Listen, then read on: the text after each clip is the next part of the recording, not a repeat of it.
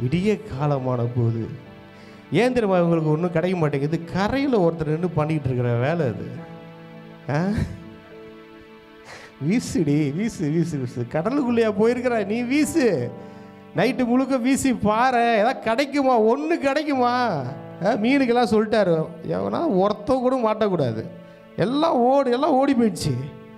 இவங்க வீசுறாங்க வீசுறாங்க வீசுறாங்க, வீசி வீசி பார்க்குறாங்க, கையெல்லாம் வலிக்குது.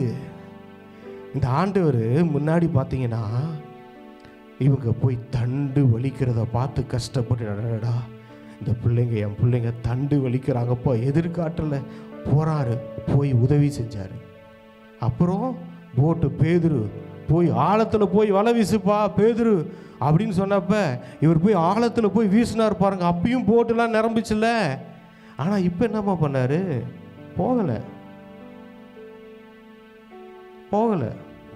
சில பேர் கேட்குறீங்க, ஆண்டவரே அன்னைக்கு வந்து உதவி செஞ்சீங்க, இன்னைக்கு உதவி செய்ய மாட்டேங்கிறீங்க.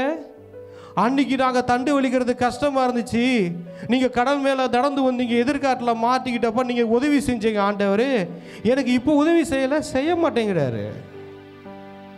ஆண்டவரே நீங்கள் வந்து என் போட்டெல்லாம் நிரப்புனீங்களே ஒரு வாட்டி, நல்லா நிரம்பிச்சு நாங்கள் கூட விட்டுட்டு வந்தோமே, ஏன் கரையிலே நிற்கிறீங்க?